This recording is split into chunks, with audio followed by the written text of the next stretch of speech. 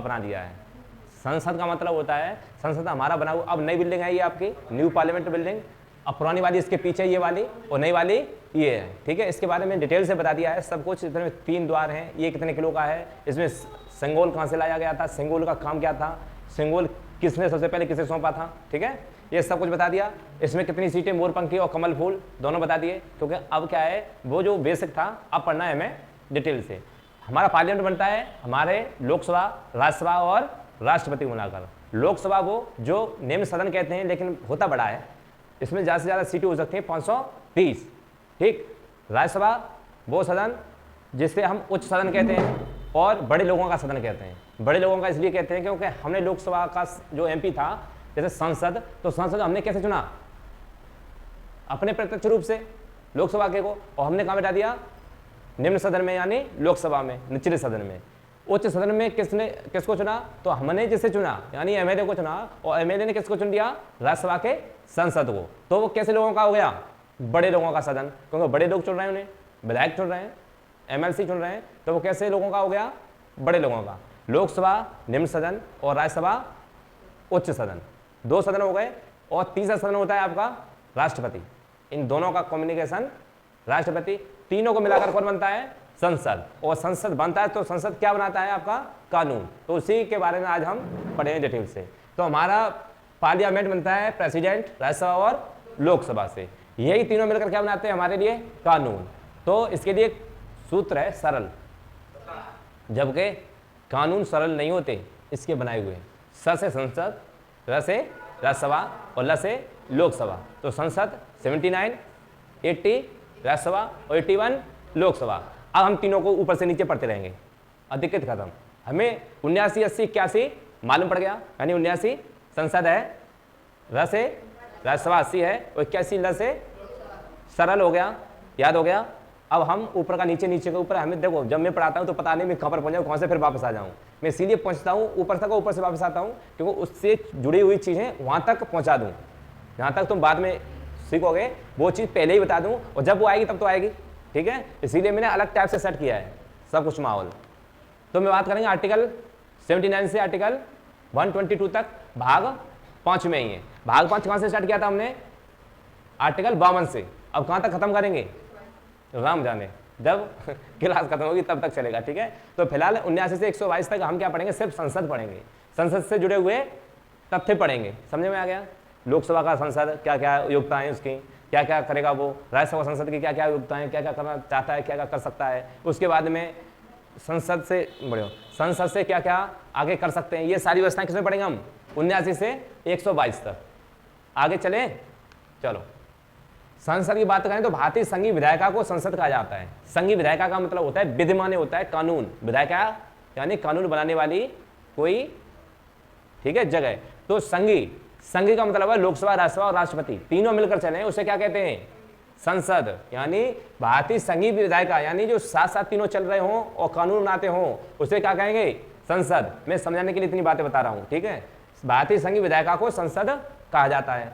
यह केंद्र सरकार का विधायी अंग है। केंद्र सरकार का विधायी अंग मतलब कानूनी बनाने वाला अंग है। याद कराने के लिए इतना काफी है, काफी है। मतलब कैसा है, ये केंद्र सरकार का विधायी अंग है जो विधि बनाई। संसद क्या बनाता है, कानून। संसद ही संशोधन करता है, संसद ही संविधान में अदला बदली कर सकता है, और संसद ही आम लोगों के हित के लिए क्या बना सकता है, बताओ, कानून संशोधन कर सकता है, ठीक। संसद भारत की सर्वोच्च विधायिका है, मतलब सर्वोच्च मतलब सबसे बड़ी कानून बनाने वाली मशीन बोल दूं कानून बनाने वाली विधायिका है, ठीक। भाग 5 में और पढ़ेंगे 79 से 122 तक। अब ऊपर नीचे में चलता रहूंगा, कभी 81, कभी आर्टिकल 86, कभी आर्टिकल 123, आर्टिकल 111। आर्टिकल 111 पढ़ाई दिया राष्ट्रपति में, जो आर्टिकल 123 था वही पढ़ा दिया राष्ट्रपति में। कुछ आर्टिकल राष्ट्रपति में पढ़ा दिए, कुछ आर्टिकल बच्चे हैं, मैं इसमें पढ़ा दूंगा।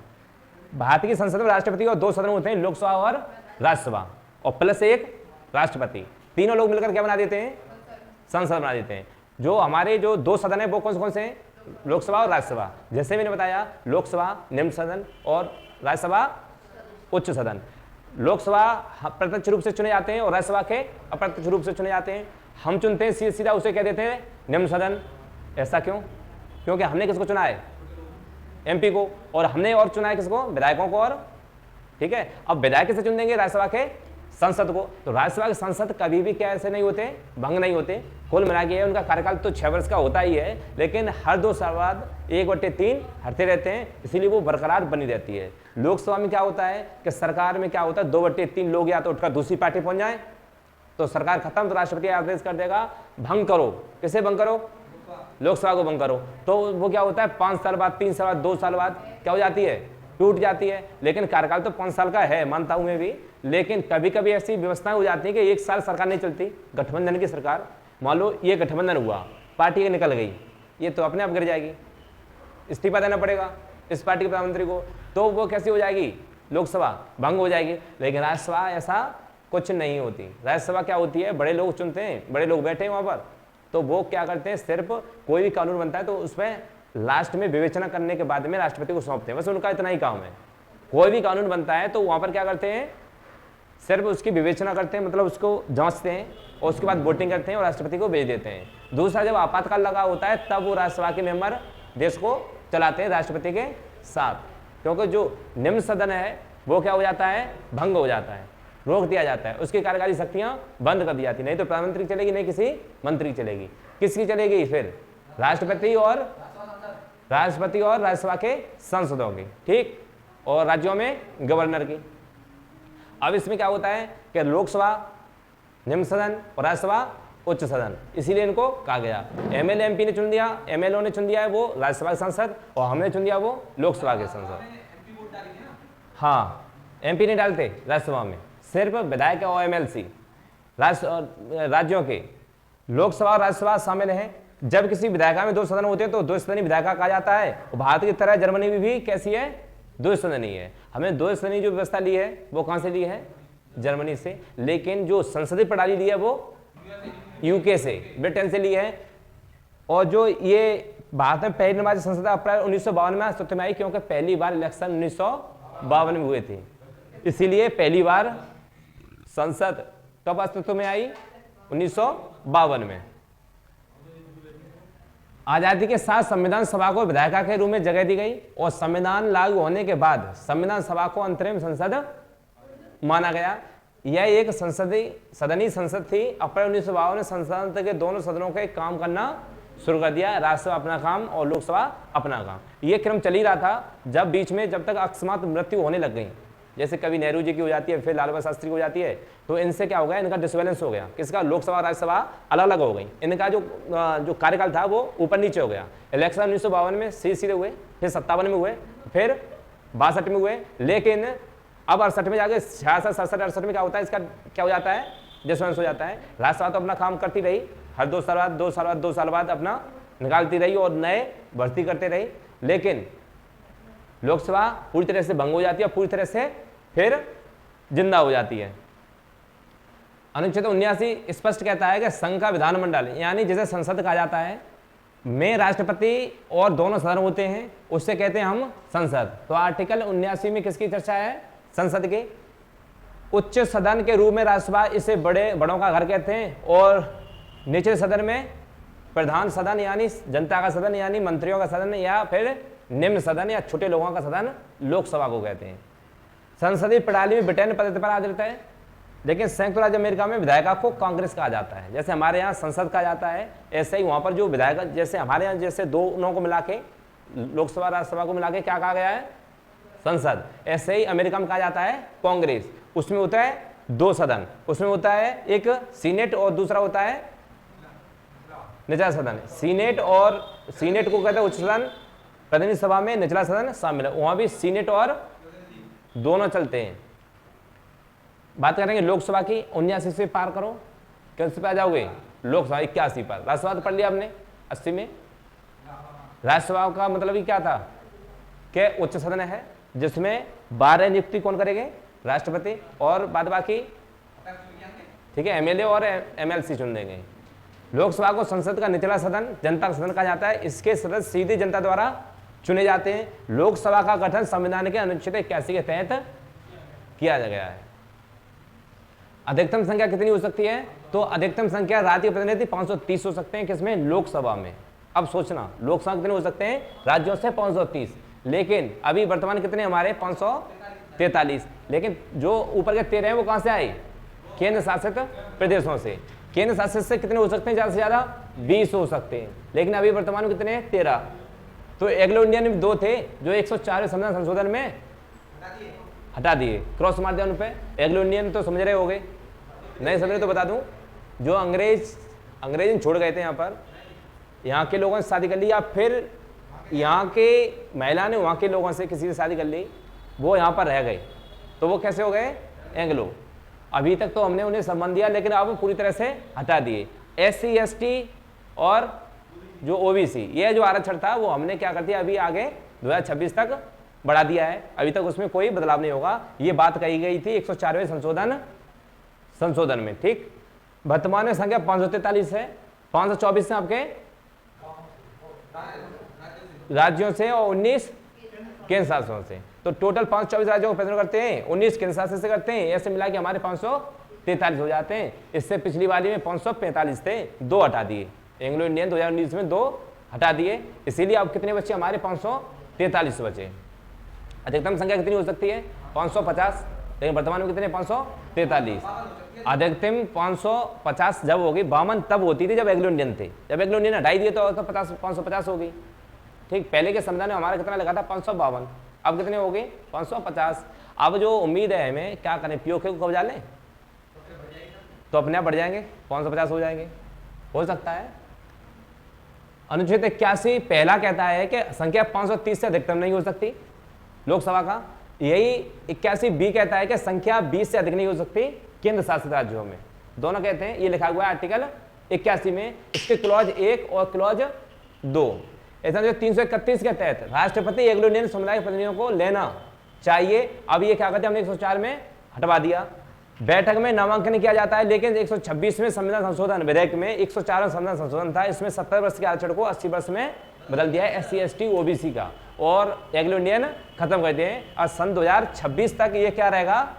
स्थायी रहेगा। उसके बाद में फिर देखते हैं क्या होता है, SC ST का हटाया जाएगा या नहीं हटाया जाएगा, वो देखते हैं आगे क्या होता है।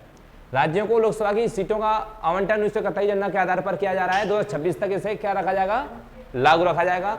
82 कहता है, 79, 80 और 81 पढ़ लिए, और 82 का कहता है, 82 कहता है कि प्रत्येक जनगणना के बाद एक परिसीमन अधिनियम बनाती है, जिसके तहत परिसीमन आयोग का गठन किया जाता है। यह आयोग अधिनियम के प्रावधानों के अनुसार संसदीय निर्वाचन क्षेत्रों की सीमाओं का सीमांकन करता है। मोटा मोटा सा मतलब है सीमांकन, वो परिसीमन इसे कहते हैं। जैसे एक डिस्ट्रिक्ट फिरोजाबाद है, और फिरोजाबाद में जनसंख्या हो जाए ज़्यादा, तो परिसीमन जो आयोग है वो बनाया जाएगा आर्टिकल 82 के तहत। वो क्या करेगा? निर्वाचन के लिए जो वोटर है ना, तो वोटर कौन सी जाति के हैं, कौन सी कितनी जातियां हैं इस जिले में, और एक जिला से 2 सीटें बनानी है, एक जिला को एक सीट में ही रखना है। महिलाएं कितनी हैं, पुरुष कितने हैं, कितना इसका क्षेत्राधिकार है, ये सब क्या कहलाता है? परिसीमन। परिसीमन मतलब वहाँ का पूरा आंकड़ा लेना है चुनाव के लिए। तो वो कौन सा आर्टिकल में है? 82 में, कि वहाँ के कितनी कौन सी जातियाँ हैं, कितने लोग हिंदू हैं, कितने लोग मुसलमान हैं, कितना क्षेत्र है, कितने क्षेत्र के साथ कितने वोट हैं, वोट के हिसाब से सीट एक रखनी है या सीटें उस जिले में 2 करनी है। जैसे ही कानपुर में जाओगे तो कानपुर और कानपुर देहात। परिसीमन आयोग ने क्या कर दिया? उसे 2 भागों में बांट दिया। बहुसंख्यक कितने ज़्यादा हैं और अल्पसंख्यक कितने, उस हिसाब से क्या किया जाता है? परिसीमन किया जाता है। ठीक, उससे क्या कहते हैं? परिसीमन। उससे परिसीमन को हमने किस में रख दिया? आर्टिकल 82 में। 81 में हमने क्या पढ़ा था? लोकसभा, 80 में राज्यसभा, 79 में संसद। 82 हो गया यहाँ तक कंप्लीट। परिसीमन समझ गए? परिसीमन समझ गए? अभी क्या आएगा? परिसीमन हर इलेक्शन में होता है। परिसीमन का ही मतलब क्या है? वोट कितने, यहाँ पर महिलाओं के वोट कितने हैं, पुरुषों के वोट कितने हैं, मालूम पड़ता है ना। पंचायत में वोट कितने हैं, ऐसे जिला में वोट कितने हैं। वोट ज़्यादा हैं तो हो सकता है 2 सीटें बना दी जाएँ। मान लो डिस्ट्रिक्ट फिरोजाबाद ही मान लो, अभी क्या है काफ़ी बड़ा है। अब ये और ज़्यादा बड़ा हो जाए, जनसंख्या इसमें और ज़्यादा बढ़ जाए, तो इसमें 2 सीटें कर दी जाएँ कि जिला तो एक ही रहेगा लेकिन MP 2 होंगे। कानपुर जिला तो एक ही है लेकिन कानपुर में सीटें कितनी कर दी हैं? 2। किसके आधार पर? जनता के आधार पर। अब जनता के वोटर के आधार पर किसने की? परिसीमन आयोग ने। तो आर्टिकल 82 परिसीमन को बनाएगा। भारत निर्वाचन आयोग, डू यू नो, क्या आप जानते हैं भारत निर्वाचन आयोग होता क्या है? जानते हैं? तो आप सुनो। लोकसभा के सदस्यों का चुनाव राज्यों का प्रतिनिधित्व, लोकसभा में राज्यों के प्रतिनिधि सीधे राज्यों के विभिन्न निर्वाचन क्षेत्रों के लोगों द्वारा चुने जाते हैं। मान लो यूपी में कितनी है 80, जिला कितने हैं 75। 80 कैसे बनी, 75 से 80 का सफर क्या है परसीमन, 75 से 80 क्या है परसीमन। अब जो 80 सीटें बन गई यहाँ पर सब 80 सीटों को वोट किसने दिया, आम जनता ने। आम जनता ने चुनकर कहाँ भेज दिया, संसद में। अब संसद में लोग पहुंच गए, चुने हुए लोग कहाँ पहुंच गए, संसद में। संसद के कौन से सदन में पहुंच गए, संसद के कौन से सदन में पहुंच गए, कौन से सदन में, संसद के कौन से सदन में पहुंच गए, इन्हें उठाओ आ जाओ। मैंने कहा जो लोग चुनकर जा रहे हैं जिलाओं से, मतलब हर सीट से, तो भाई वही तो पूछ रहा किस में जाएंगे अब, तब से कहाँ थे, कहाँ थे। 61वां संविधान संशोधन अधिनियम 1988 मतदान की आयु 21 वर्ष से घटाकर कितनी कर दी गई 18। पहले वोट देते 21 साल वाले, अब वोट कितने के देते हैं 18 वाले। सरकार को लगा कि अब 21 से घटाकर कितना कर देना चाहिए 18। ये भी कौन सी सरकार, राजीव गांधी की सरकार। उन्होंने कहा 21 वर्ष का ही क्यों, क्योंकि 18 वर्ष का आदमी सक्षम हो जाता है वोट देने के लिए, तो 21 वर्ष से हटाकर 18 वर्ष। कौन सा संविधान संशोधन था 61वां संविधान संशोधन, अभी से याद करते जाओ। फिर वहां पर मालूम परिचय में क्या होता है तुम लोगों के साथ में, ऐसा होता है जैसे डाउन सिंड्रोम हो गया तुम्हारे, जीभ निकलाएगी बाहर, लाड़ दस चलेगी हैं। 61 21 करूँ, 61 51 करूँ, 88 राजीव गांधी बताए तो थे, राजीव गांधी थे, पता नहीं कौन से थे, क्या था मतलब क्या है 21 से 18 कैसे हुए, ऐसे चलेगा दिमाग में, समझ रहे हो। अभी तो या तो देखो पढ़ रहे हो तो पूरी शिद्दत से पढ़ो, और नहीं पढ़ना है तो बहुत काम है, ट्रक चला लो, किराना की दुकान खोल लो, और नहीं कुछ ना हो जाए तो रेडी रपड़ा कुछ भी लगा लो, है ना। कम से कम पढ़े लिखे हो गए तो काम अच्छा करोगे, समझ रहे हो बात को। आप तुम जैसे पढ़े लिखे हो तो तुम्हें किसी काम पर कर दिया जाए 20 दिन लगेंगे, 20 दिन बाद उस काम के मालिक हो जाओगे। लेकिन को पढ़ो तो वही करोगे जितना सीख। देश की बुनियाद कुल मिला के ये है कि जो देश पढ़े लिखे हैं वो तरक्की कर गए हैं, और जो अनपढ़ रहे हैं वो आज भी उतने ही जीवन जी रहे हैं, समझ रहे हो। बताओ घर पर किंची डंडा खेले, यहाँ पर भी वही चीज चल रही है। मोबाइल से छुटकारा कब मिलेगा तुम लोगों को। अरे लगता है मोबाइल दो तरह से यूज हो सकता है, या तो तुम उसमें पबजी खेल लो, या तो उसमें कोई क्लास देख लो, दोनों तुम्हारे हाथ में। अब तुम उन लोगों पर ज़्यादा विश्वास करो, उसने हाई कर दिया, अरे यार सीसीटीवी कॉल करके पूछ लो ना उसे परेशानी क्या है। हाई पे हाई, मिलना है, हाँ मिलना है, कहाँ, यहाँ वहाँ, अरे यार यहाँ पर मिलना भी नहीं है, कुछ करना भी, तो फिर क्यों टाइम वेस्ट कर रहे हो उसमें।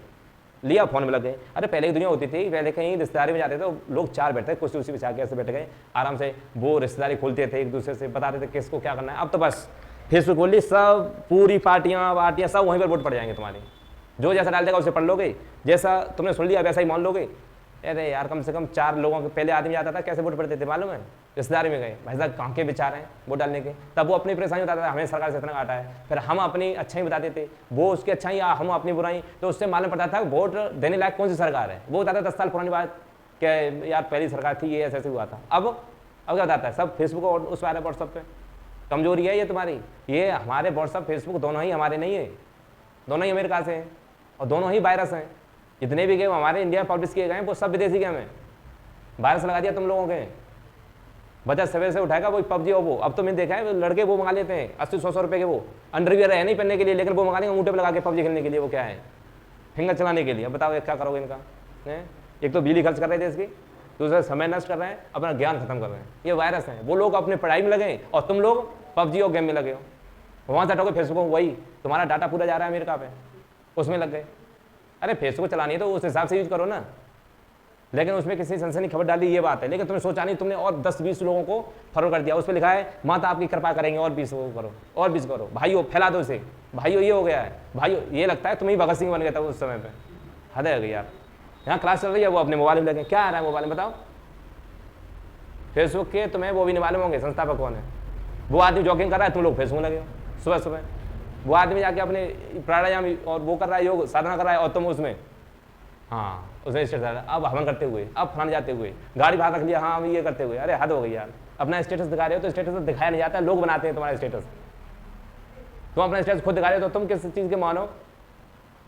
फेसबुक पर जगह ऐसे फोटो पीछे कोई अच्छी सी जगह लगी, खींच दिया फोटो यार हर समय। बताओ मोबाइल में क्लास चल रही है, आराम से पढ़ लो।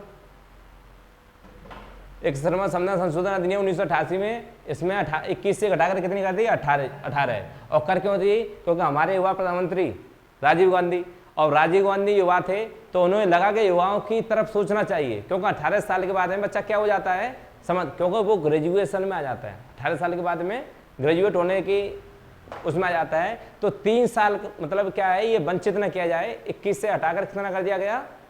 18 वर्ष। राजीव गांधी की तब सरकार थी तो किस तरह संविधान संशोधन होता है और लिख दिया गया संविधान में 16 अक्षरों में, आज से 18 वर्ष के लोग वोट डाल सकेंगे। मतदान का अधिकार 21 से 18 वर्ष ऐसे ही पूछ लिया जाता है। केंद्र शासित प्रदेशों का प्रतिनिधित्व संसद केंद्र शासित प्रदेश अधिनियम 1965 में आया, जिस अधिनियम के तहत लोकसभा के सदस्यों को केंद्र शासित प्रदेशों में सीधे से चुनाव के तहत चुना जाता है। कुल जमा ये बात है, राज्य हो चाहे केंद्र हो, सीधे वोट कैसे पड़ेंगे?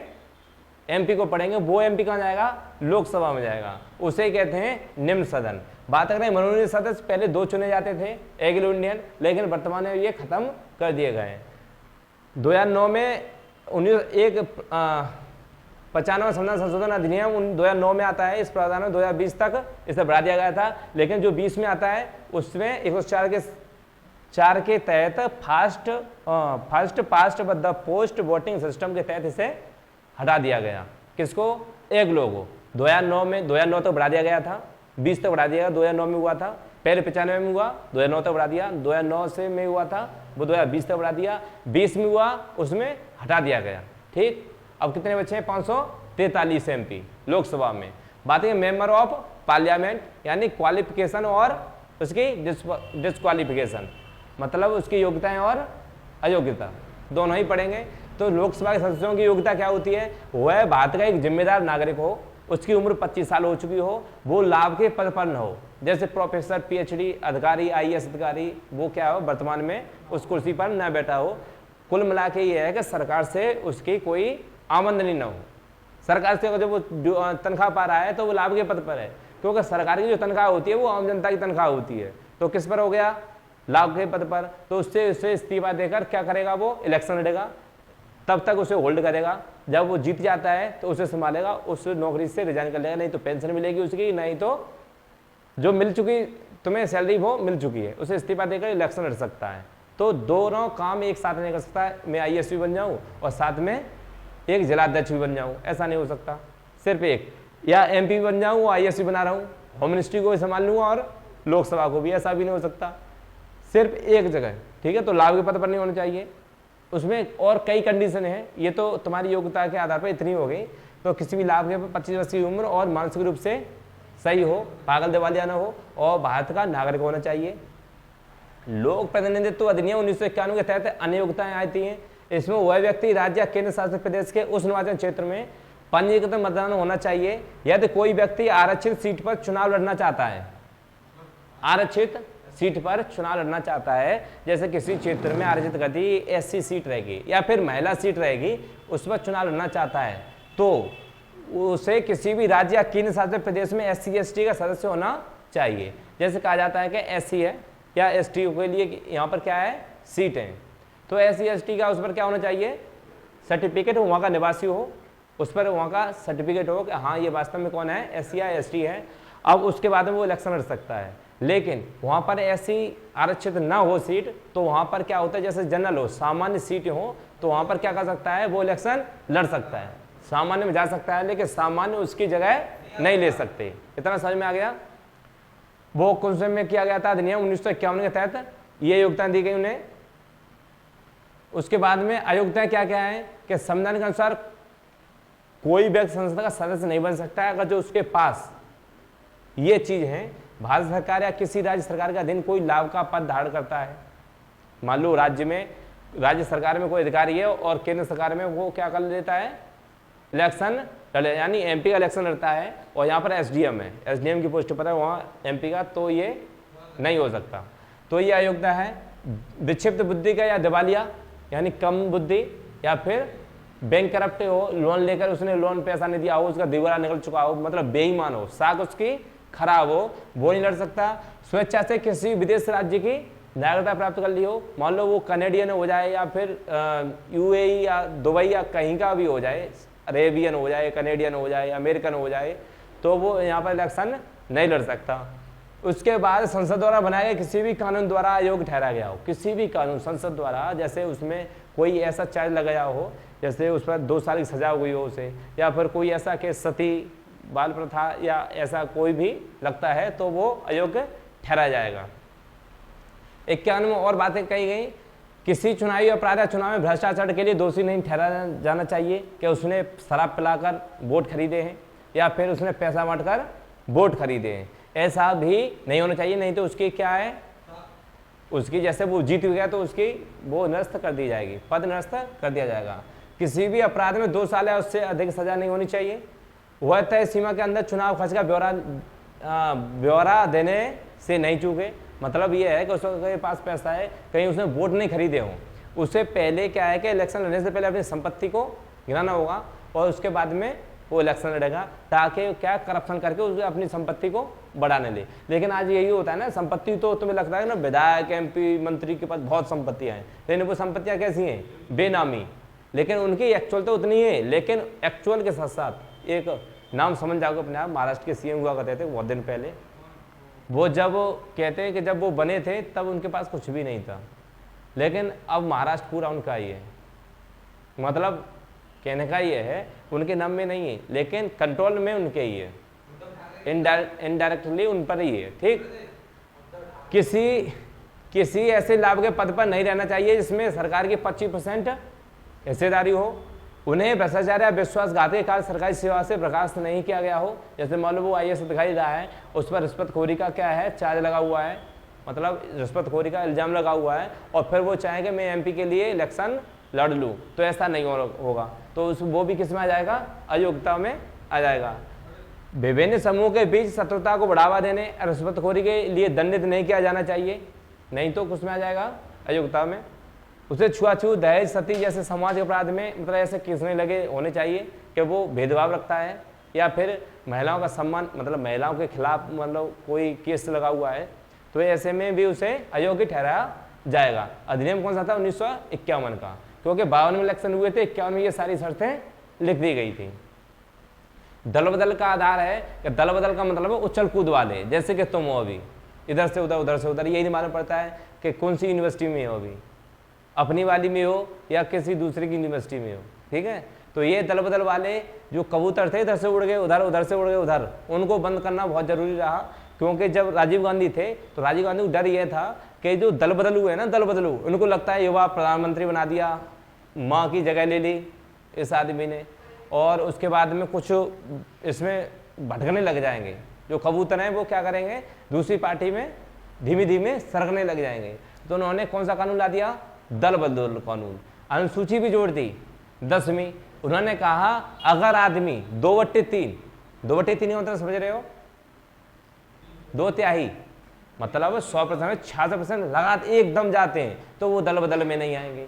लेकिन एक आदमी क्या है कि जीता कांग्रेस के नाम से है, मान लो अभी कोई किसी का नाम लेना भी ठीक है, मान लो जीता A पार्टी के नाम से है, और A पार्टी के नाम से उसे वोट मिले और वो जीत गया, और कल को क्या करता था कि B में पैसे लेकर B में भाग गया, तो इसकी काउंटिंग कैसी हो गई, कम हो गई, कम हो गई, तो ये सरकार गिर जाएगी और वो वाली सरकार आ जाएगी उसमें, अब वहाँ का प्रधानमंत्री बन जाएगा। इस चीज़ को रोकने के लिए राजीव गांधी जी ने अपने कार्यकाल में एक संशोधन किया और बदलाव किया कि दल बदल नहीं चलेगा, दल बदलू लोग नहीं चलेंगे। लेकिन दल बदल, जब उसमें एक कंडीशन डाल दी गई, दल बदल तभी तक सही है अगर 2/3 हिस्सा पूरा पूरा उठकर दूसरी पार्टी में जा रहा है, तो क्या कर सकता है, सत्ता परिवर्तन करा सकता है, तो दल बदल हो सकता है, एक एक करके नहीं जा सकता।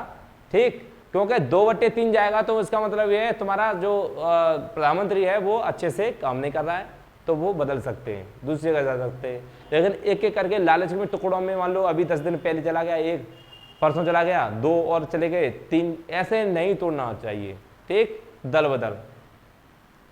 10वीं अनुसूची के तहत आयोग के प्रश्नों का निर्णय राज्यसभा में सभापति और लोकसभा में अध्यक्ष द्वारा किया जाता है। 1992 में सुप्रीम कोर्ट में क्योथी होलोकन बनाम जाचिल्लू के मामले में सुप्रीम कोर्ट ने फैसला सुनाया कि स्पीकर का निर्णय अंतिम नहीं था, लेकिन और न्यायिक समीक्षा के अधीन हो सकता है। न्याय समीक्षा का मतलब है कि सुप्रीम कोर्ट में उसमें क्या कर सकता है, थोड़ा सा हस्तक्षेप कर सकता है। और ये जो स्पीकर निर्णय, ये प्रोटेम स्पीकर जो होता है अध्यक्ष, उसका क्या नहीं था, अंतिम नहीं था। बात करेंगे दिनेश गोस्वामी का एक और केस निकल के आता है 1990 में, धड़ाधड़। तो उसने कहा कि दलबदल विरोधी कानून के तहत प्रतिनिधियों को अयोग्य घोषित करने का निर्णय राष्ट्रपति राज्यपाल द्वारा चुनाव आयोग की सिफारिश पर किया जाना चाहिए। उन्होंने कहा कि जैसे उसमें लिखा गया था कि जो भी चुना जाएगा यहाँ से भागेगा, उसका क्या हो जाएगा, वो अयोग्य ठहरा जाएगा। और अब ये निकल के आते तुम्हारे दिनेश गोस्वामी ये कहते हैं अयोग्य ऐसे नहीं ठहरा जाएगा, अयोग्य जब ठहरा जाएगा जब राष्ट्रपति या राज्य का राज्यपाल बोल दे तो अयोग्य ठहरा जाएगा। फिर आता है साल 1985 में 52वें संविधान संशोधन, ये कराते हैं राजीव गांधी जी।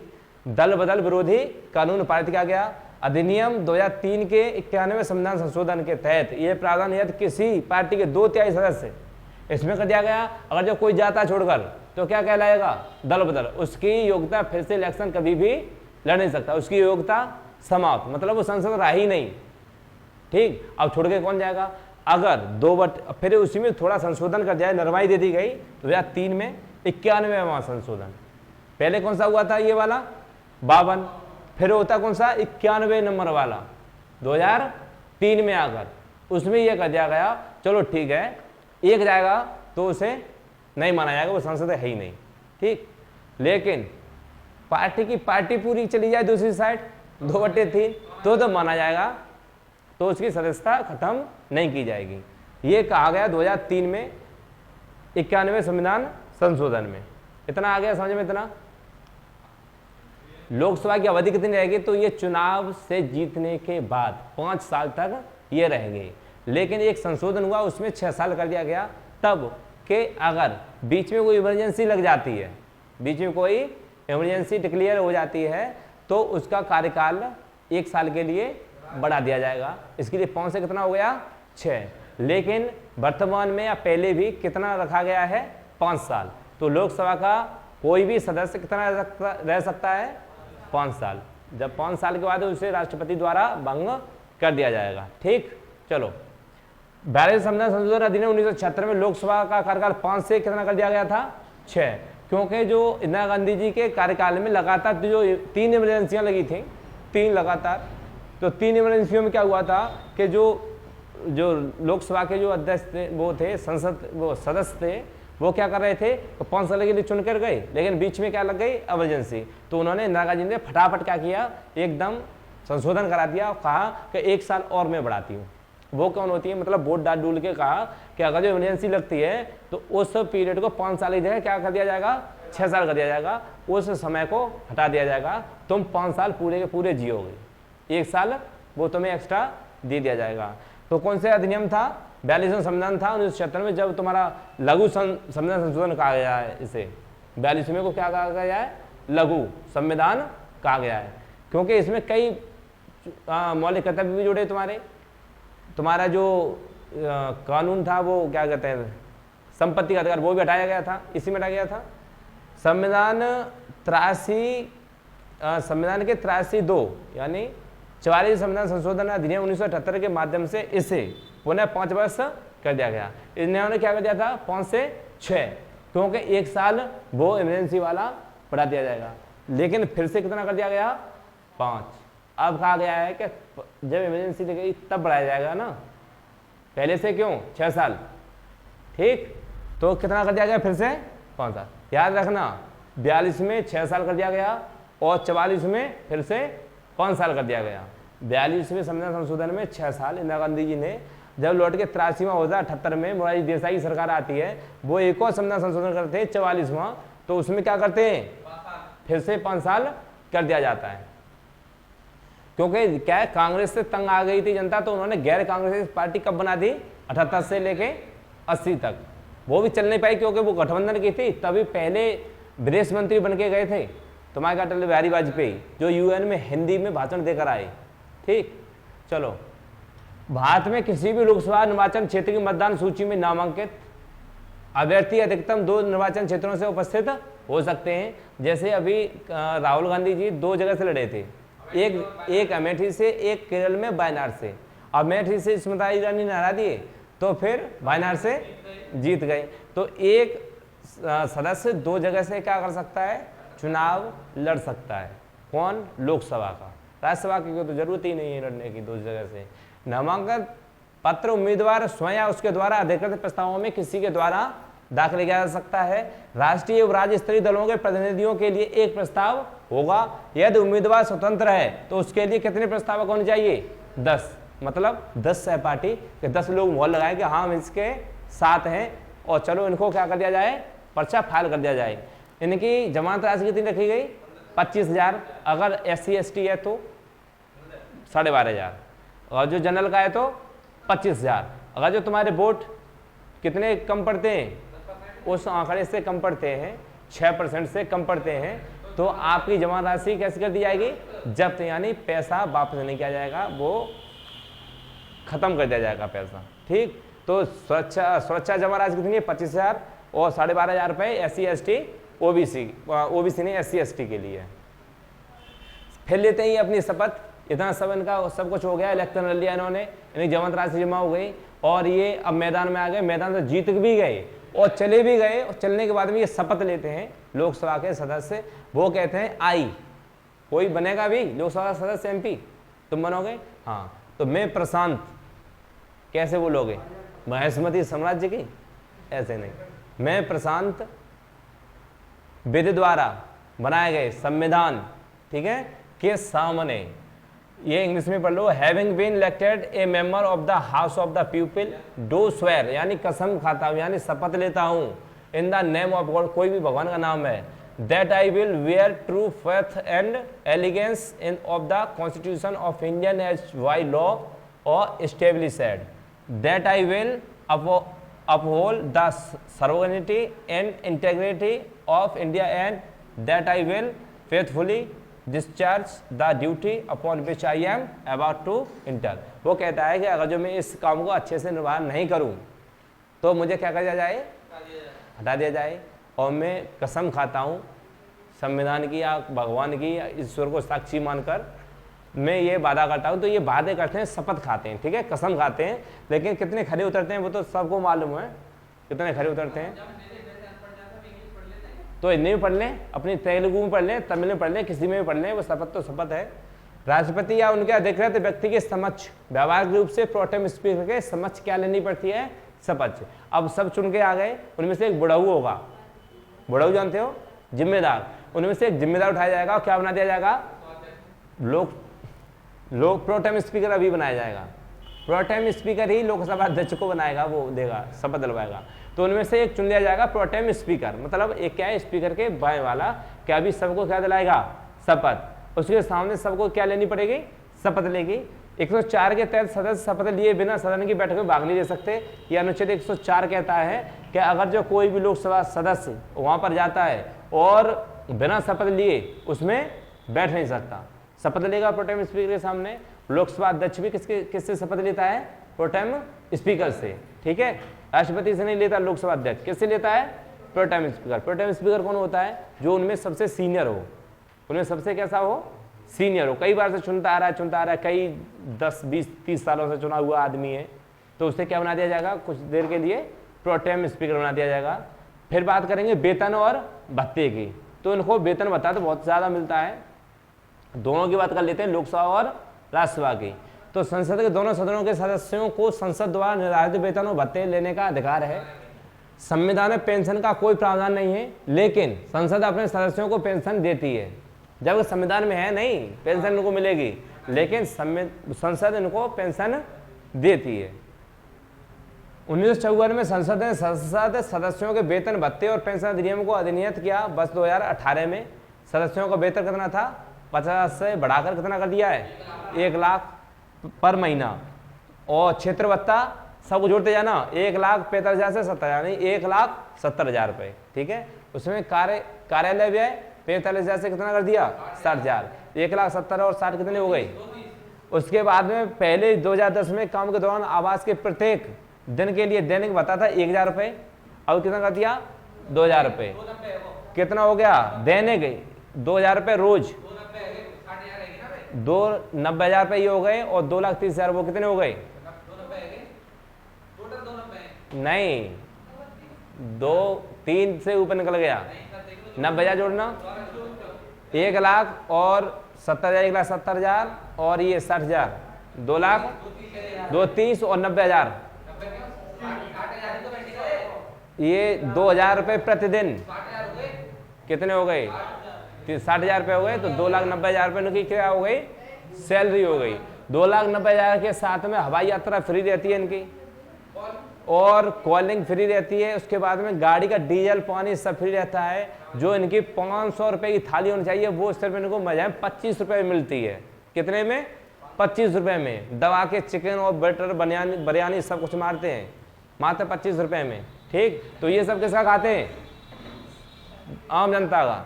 ये है इनका वेतन बता हो गया। लेकिन बात करेंगे राज्यसभा की सभापति की। राज्यसभा के सभापति कौन होते हैं? उपराष्ट्रपति। और उपराष्ट्रपति का वेतन कितना है अभी वर्तमान में? 4 लाख रुपए। उनका तो समझ में आता है भाई वो उपराष्ट्रपति हैं उनका, क्योंकि एक ही तो है वो। लेकिन ये तो 543 लोग खाए जा रहे हैं। किस बात के सेवक हैं? वो कहते हैं अपने आप को हम तो समाज सेवी हैं। समाज सेवी तो तनख्वाह लेना बंद कर दो, समाज सेवी हो तो सही है। बात करेंगे राज्यसभा की तो सभापति और उपसभापति इनको ही कहेंगे। लोकसभा के प्रोटेम स्पीकर, सभापति या डिप्टी स्पीकर। प्रोटेम स्पीकर किसको शपथ दिलाता है? लोकसभा अध्यक्ष को। 53वें संसद ने अधिकारियों के वेतन में भत्ते अधिनियम को पारित किया। 18वें संसद ने राज्यसभा के सभापति यानी उपराष्ट्रपति का 2.5 से कितना कर दिया है अभी? 4 लाख रुपए पर महीना कर दिया गया है। ये था आपका यहाँ तक। अब हमने लोकसभा, राज्यसभा और राष्ट्रपति तो पहले ही पढ़ लिए, मतलब पूरा संसद, उनके वेतन भत्ते, उनका कार्यकाल, उनकी योग्यताएं, उनकी अयोग्यताएं, वो क्यों नहीं लड़ सकते, क्या क्या कर सकते हैं, कितने खाऊ हैं, ये सब कितना कर दिया है हमने आज कंप्लीट कर लिया है। ठीक है, तो अब एमपी कौन कौन बनना चाहते हैं? लालच आया थोड़ा, मुंह में पानी आया? कानून बनाने का अधिकार है तुम्हें और पैसा तो काफ़ी मिलता ही है, भर भर के गठरिया। तो ठीक है, पर इतना ही है, पैर वैर ज़्यादा छूने पड़ेंगे तुम लोगों को, वोट तो लेना ही पड़ेगा। बाद में फिर चाहे कितनी भी लात मार लो, कोई दिक्कत नहीं। ऐसा ही होता है, शुरुआत में 1 महीने पैर छूने और 5 साल तक खुद छुपाने, 5 साल तक, तो कितनी अच्छी सर्विस है।